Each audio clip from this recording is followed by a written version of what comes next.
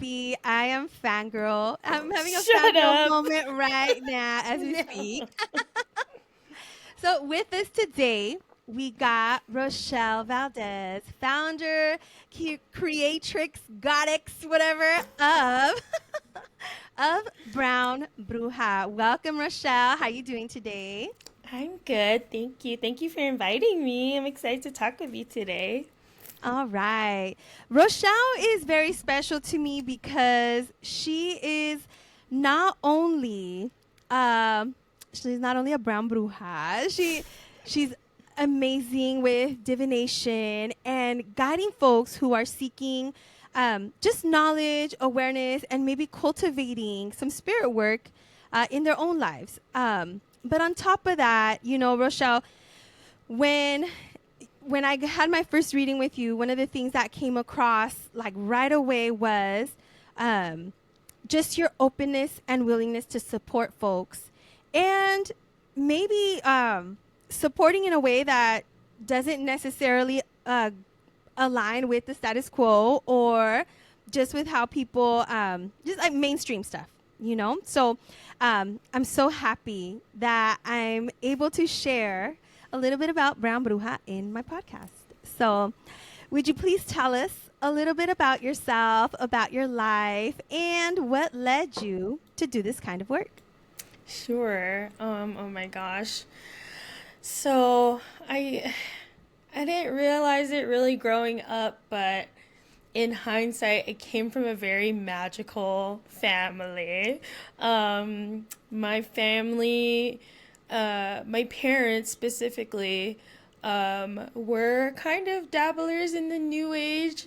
They were definitely manifestors. They were definitely like into like uh, being intentional about your energy and so my little sister and I kind of grew up with that. But in addition to that, my Filipino side, my mom's side of the family, I grew up very close with them.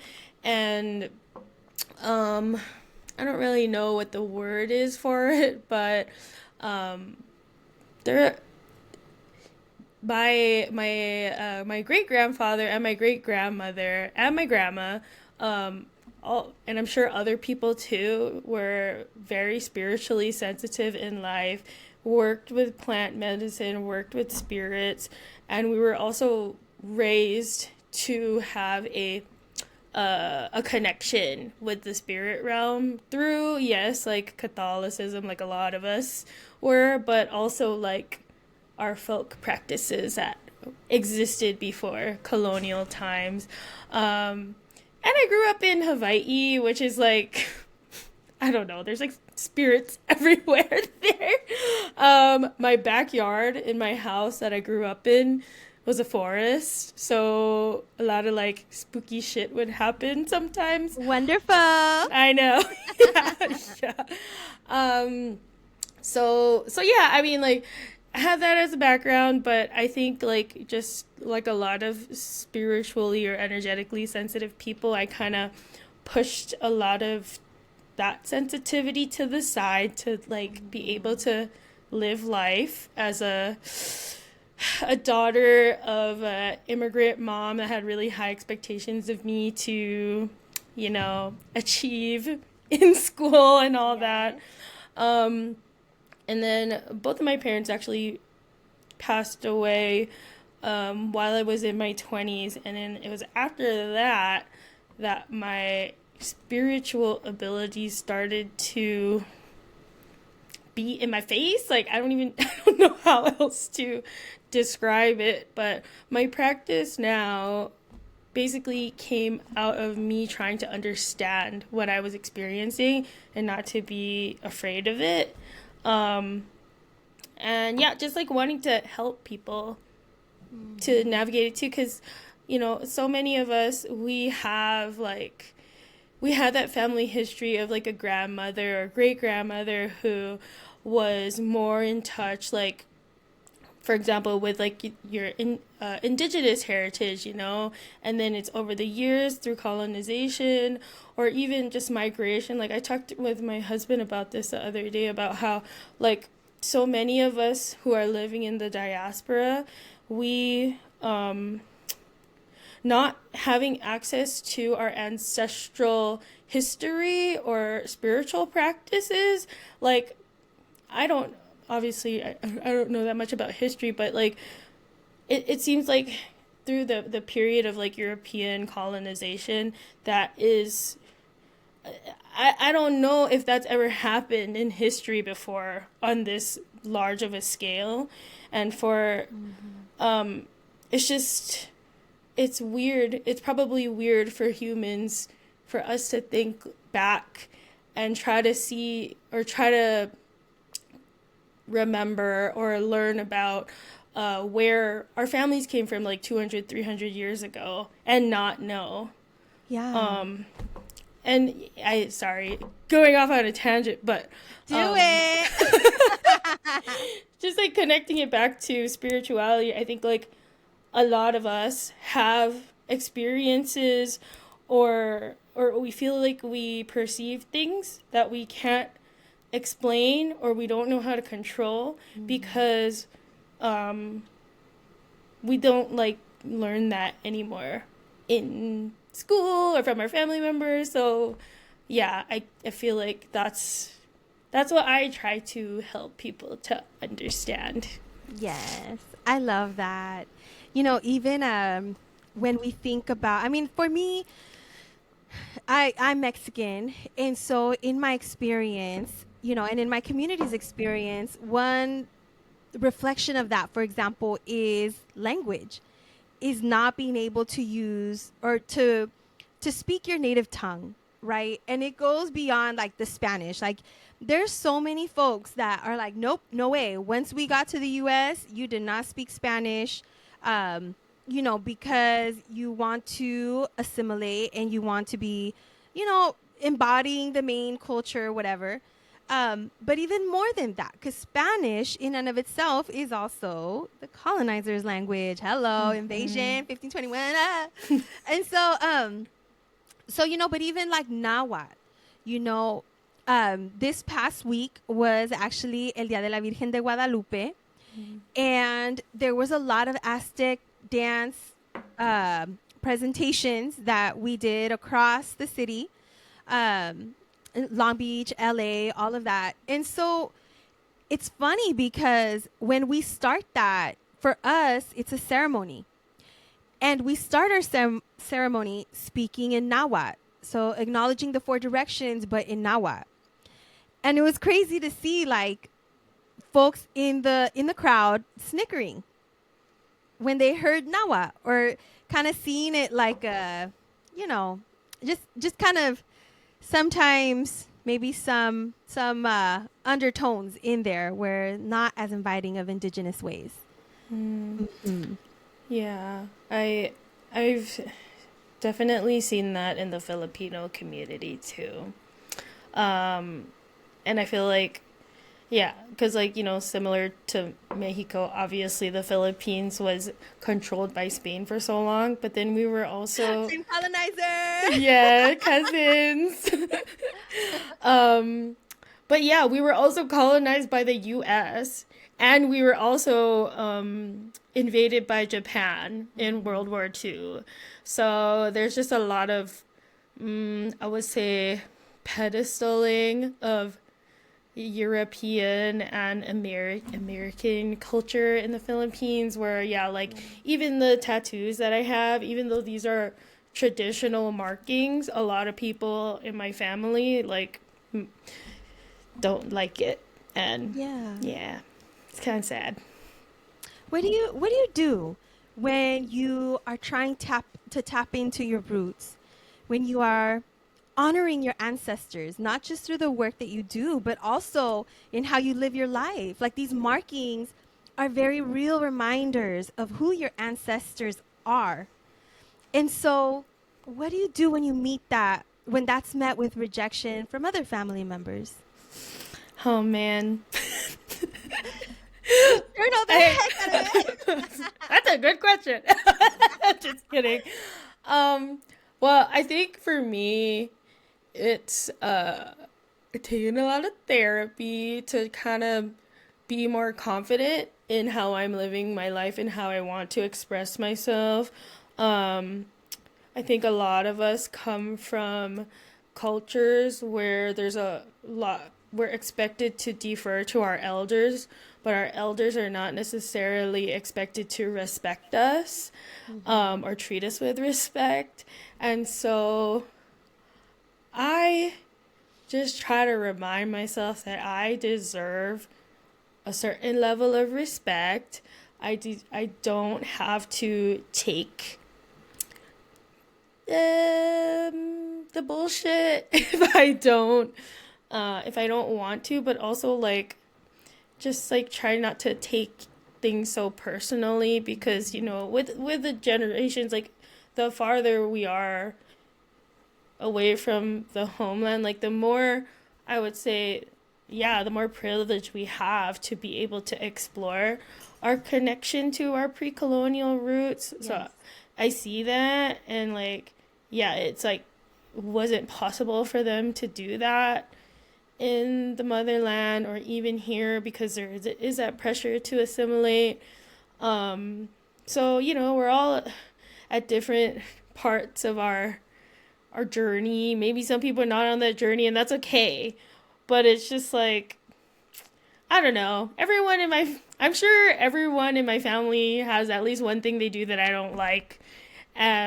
Just like they don't like things that I do, and that's okay. Yeah. Yeah, it is okay. It's okay to kind of go to that a little bit sometimes. We like to get on people's nerves. All right. So, Rochelle, tell us a little bit. Feel free to go into detail about what is the work that you do. Just share with us a little bit about Brown Bruha. Okay. So Brown Bruha, I started in 2019, like I said. First as just not really thinking I was gonna like be making money off of it or anything. It was just more a space for me to share what I was experiencing through my psychic or spiritual development, because it was really, I don't know, I think something just like took over my body and I just started sharing, to be honest. But since then, like, I first started off doing tarot readings for people and mediumship readings, and then it evolved into me sharing my, I guess, like, system or approach to psychic communication and spirit communication. That's the work that I really love to do. Just helping people to become more confident in themselves and in their abilities. And now what I've been thinking about a lot, actually, and I haven't really shared this publicly, but what I've been thinking about now is, because a lot of my clients, a lot of people that I work with, including you, like, okay, you already know, yes, it's possible for me to tap in. I can talk to my ancestors, connect to other people psychically, whatever. Like, I can read cards for myself. But now I think what will be helpful, especially with the astrology of the times that we're in, is to help people to learn how to use divination in a healthy way, where we don't become too dependent on it, and we're also able to support I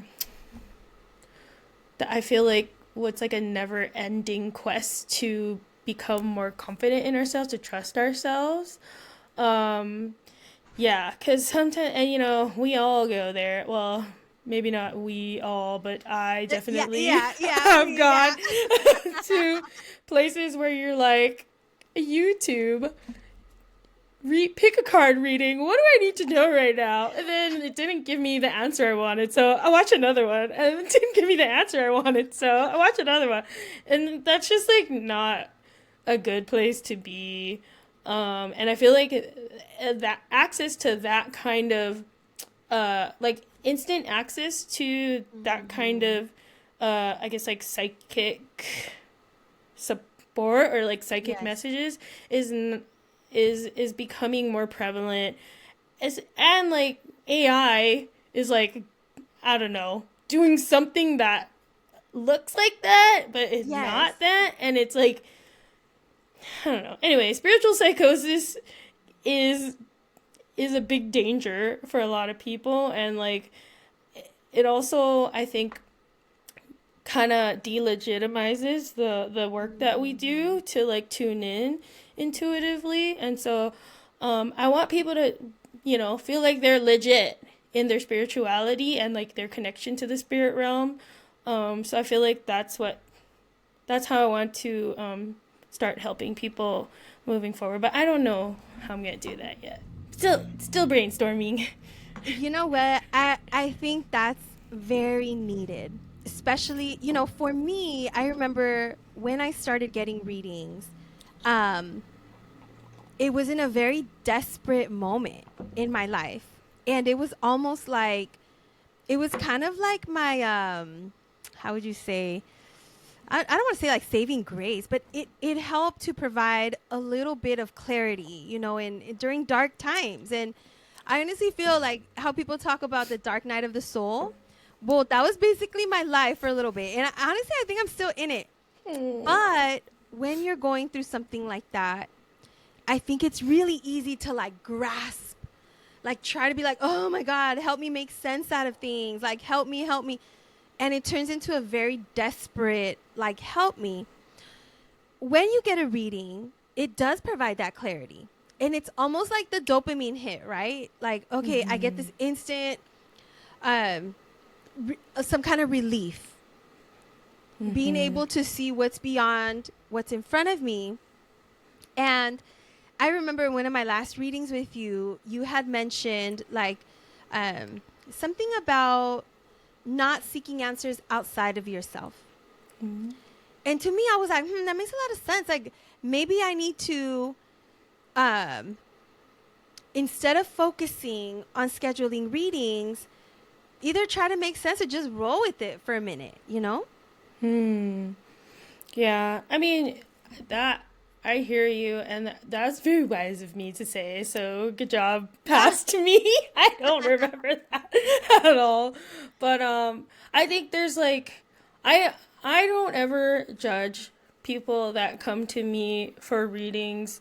I've had clients before that I will see like weekly sometimes because they're going through a really difficult time, and I think like yeah, a lot of times that's just the spiritual support and the reassurance. That's what people need. But for me, my goal as a practitioner is to always like set my clients up so that they can eventually like get to a place where they don't feel like they have to see me every week anymore, like kind of like graduating. And it's weird because even for me personally, the more internal work that I've done on like trusting myself more, I don't actually give myself readings that often anymore. I did get a reading yesterday though, because I was at a holiday market, and she was really good actually. Oh. Yeah.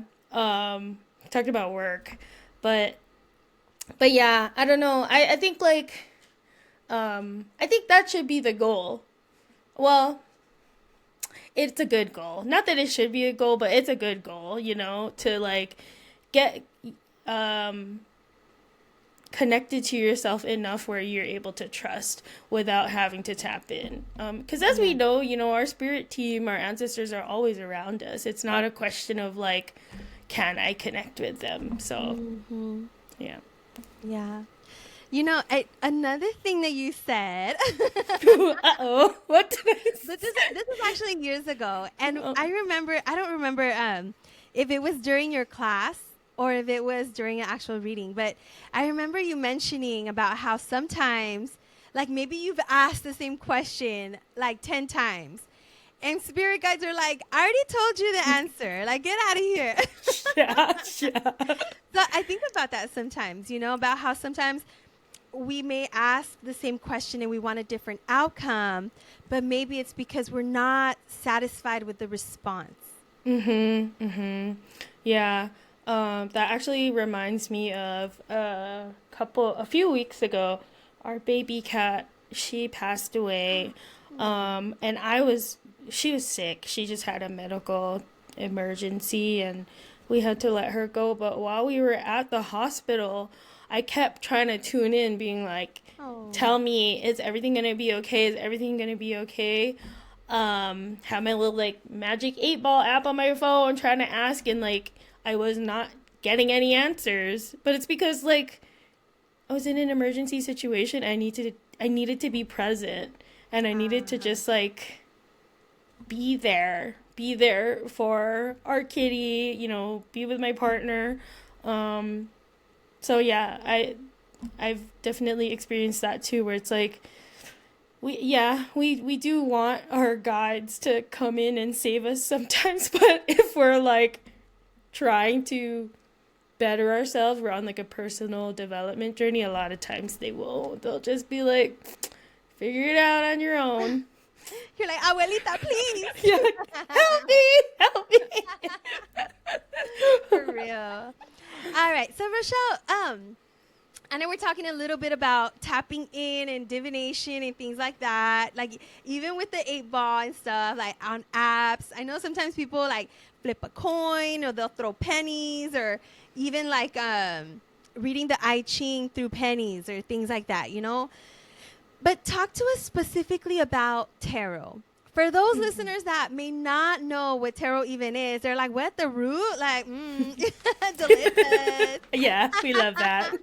We love So that tarot too. we accept all tarot here. Yes. Tell us a little bit. What is it? What, from your perspective, just how does it work maybe? Or anybody that might be interested, like, what do they need to know about what tarot is? Okay. Tarot is a tool that you can use in divination. I think a big misconception that people can have when they're beginning reading is that the power and the answers come from the cards, but that's not true. The answers come from your interpretation of the cards. And so I think, well, just like with any form of divination, the reader is the person that is in control and has the power. And I think, like, if we, anybody who wants to start reading cards in order to help them make decisions or, try to prepare for something coming in the future, that's the main thing to keep in mind. A lot of times people will be scared, like, that reading cards is demonic, or like something will come in and get you, or I don't know, something bad will happen to you. But and I'm not saying that can't happen, but it only happens if you like allow it to happen. And not that saying it in a victim blaming way. I don't like kind of weird, but you deserve it. No. No. No, but what I mean is usually people get those malevolent entities and energies coming in because they are intentionally calling on them or allowing them through, because or like they feel something weird and they don't tell it to go away or something like that. Yeah. But anyway, I guess that's kind of a scary way to start off talking about tarot, but I promise it's not scary. Even he can't kick it. You know what I'm saying? You just need to, yeah, I don't know. Anyway, that's another topic. But yeah, the tarot, like, honestly, like, the traditional tarot, like this here, is my favorite for people who are starting to learn. And when I say traditional, I mean like the 1900s, like Rider-Waite-Smith tarot. It's the best because it has a lot of colors, it has a lot of different imagery that's meant to portray a lot of different situations in life. So I think especially for those of us growing up like in the United States, or in if you're growing up in Europe, I guess, like the imagery is very similar to or familiar to us because of our culture. So it's easy for us to interpret what might be going on. It gives a lot for our intuition to link to get us whatever messages we're trying to receive. So yeah, I love tarot. You know, when I was taking your class, I remember how you were talking about like looking at the entirety of the card, you know, not just because you get the tower, you know, you're like, oh my God, but it's actually paying attention to what's on there because you can interpret it differently. You know, and it's happened to me before where I get the same card, but then certain attributes or characteristics of that card pop out more than in other times. Yeah. Okay, I guess I should have said this too, but I think there's two ways of reading tarot.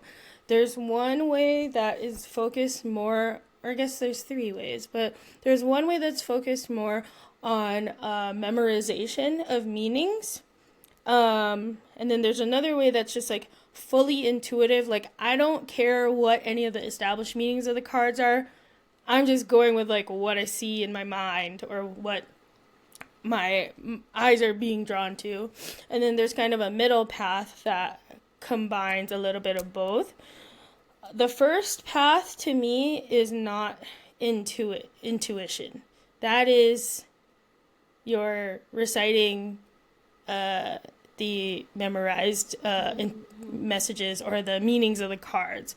And I think that like people can get pretty good results from that if you're setting your intentions to get a message. But you're not really using your you're not using your intuition as much as you would be if you were allowing in more possible meanings to come through the cards than what we learn as like the more established meanings. So I think too, like that's why I taught tarot in my class, because it's a good way to like you have something tangible, you have something to look at, so it's not as scary as just like seeing something in your mind. But it also is like if you lean more to the intuitive style of reading where the meanings are more personal to you or like more I guess like pertinent to just whatever's coming up in the moment, that can help you to strengthen your confidence in your intuition and to help you to tune in without cards if that's something that you want to do. I don't think we're like the norm is not for us to trust our intuition. The norm is not for us to trust ourselves even, you know, and even for communities that have experienced trauma, that are like walking around wounded or with some wounds from the past or childhood trauma, things like that, you know, sometimes our intuition can be a little skewed. It's hard to trust it sometimes. And I think it's one thing to get readings, but then it's a whole other thing to try to interpret and try to check, like, you know, what is it, fear or is it my intuition? Yeah. And that's the other thing too. I think if we're going to be reading for ourselves, the most responsible approach would be to also make sure that we're taking care of our mental health.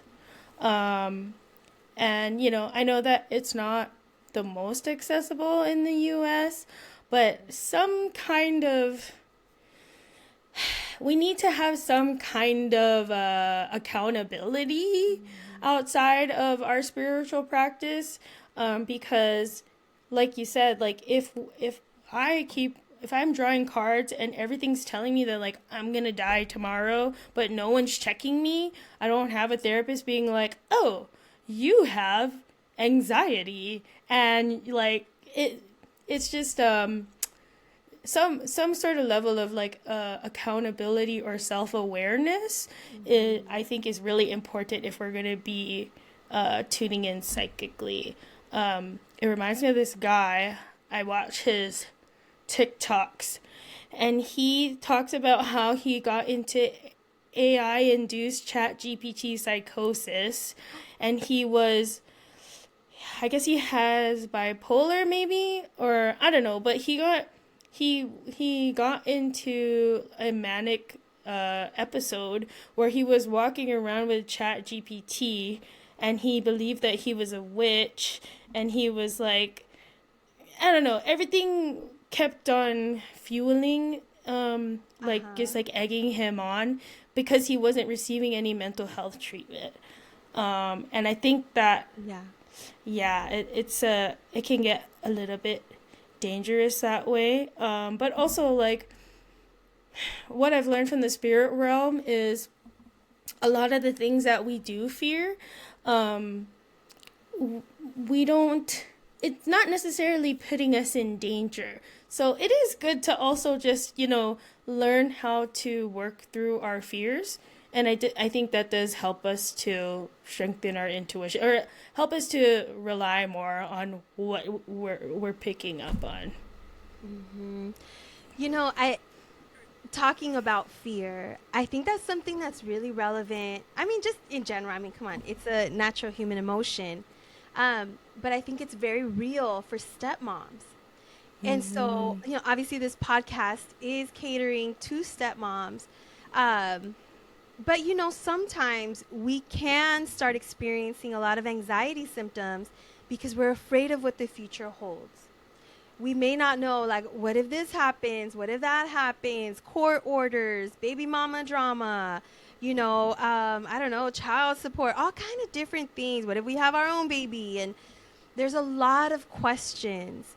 And maybe that's because it's not like a traditional family situation.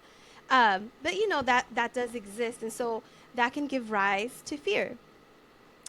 My question to you would be, any advice or recommendations of how tarot can support our stepmamacita listeners who might be feeling either afraid, anxious, maybe stuck, or confused, or something like that?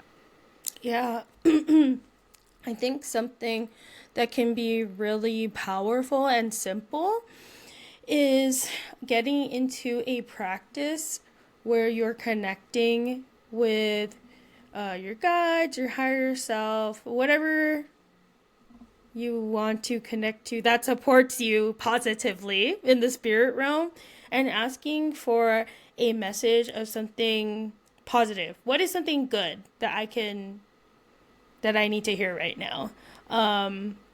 Because, when we're worrying, when we have fear, and obviously I'm not a stepmom, so I can't imagine what that is like to be. I mean, I'm sure there's a lot of different difficult situations that can arise. But I think it's just human nature in general for us to focus on the negative or what could go wrong. And I know I do. yeah, exactly. I'm like, I'm not even a stepmom and I do that. But yeah, like, I think with spirit, one good thing about developing a relationship with the spirit realm is that they will help us to focus on what could go right. They help us to focus on the parts of our life where we can be grateful for our blessings. And it's not to, like, spiritually bypass, like, the reality of, like, the baby mama drama or whatever, but it's like, okay, yeah, life is shitty, but also, like, there's a lot of good things, and that can, I think, help us to keep going, and then also just, like, be a little bit more optimistic about life. Yeah. Yeah. You know what? That's funny because, well, it's not funny, but Uh-oh. great. It's great to hear it because even, in mental health, sometimes in a psychotherapy session, we have to maybe reframe things, or, maybe see it from a different perspective or a different angle. But I do love that. I know for a long time, I mean, this is so freaking 2000s, but people talk about like vision boards, or manifesting, or even what was that? What was that one movie? It was like the Oprah. What was it? It was some manifestation kind Oh, of The movie. Secret. Yeah, Yeah. the secret. And so that was like an intro of like, all right, even when things may not be looking great, or even when we're coming up with on like some adversity or whatever it is, we can always shift our thinking about things, or try to see things in a positive way, and at the very very least be grateful for certain things in our life. So I appreciate that, because definitely part of the stepmom experience can get a little negative. We could go down that slippery slope, and it's a good reminder. Yeah. I think just like especially for women or people that have been socialized as feminine in general, a lot of times in family situations, we're put in a position where we have all this responsibility on us. And I would imagine that for stepmoms, like because you're occupying a very unique role in the family, you can be pulled in all these different directions, just puts so much pressure on you. But I think that at least when I connect to my spirit team, yes, they can give me a positive message, but it's like it's gonna be real. Like they're gonna tell you the truth. It's not like, I could call up my bestie and of course she's gonna agree with like everything that I say, That's you know. but, but if I need a reality check, I'm not gonna ask her because we're delusional together. Um, but yeah, my spirit team will give me a reality check and they'll also give me, the positive messages that I need to keep going. Awesome, awesome. Rochelle, I know you're busy, so we're going to wrap it up. But I do want to ask you, for folks that might want to schedule a reading, or that might be interested in maybe even just considering getting a reading, what do folks need to know about scheduling a reading, and what the process looks like? Okay, yeah, for me it's pretty simple. You can just go onto my website, brownbruha.com. Um, Yeah, I have a whole FAQ on my website. If people are have never gotten a reading before, you're maybe feeling a little bit intimidated or intimidating, I guess. Oh, I don't know. Should I be scared? I don't know. no, but please. Um, yeah, so I have a lot of information on there, but also people can always just email me or message me on Instagram or follow me on Instagram. I'm gonna really try in 2026 to um, try and figure out what Spirit's trying to tell me with this new chapter of what I'm supposed to be doing. So I'm hoping to show up more on there. Yeah. Well, in my experience with your IG account, I know IG's all over the place. The Yeah. algorithm is nuts, but your posts are actually really refreshing. So for folks that are just seeking maybe some information, some inspiration, some things like that, um, every time that I've come across one of your posts, it's like a breath of fresh air, to be honest. So yeah. Aww. So yes, we hope to see some more Brown Bruha content. We want to see it. Okay. Yeah, but thank you so much, Rochelle, for taking the time, for sharing a little bit, just a tiny bit of your wisdom with us. And I don't know, we hope that maybe some of our listeners can get some very needed insight. So thank you so so much. Thank you. All right.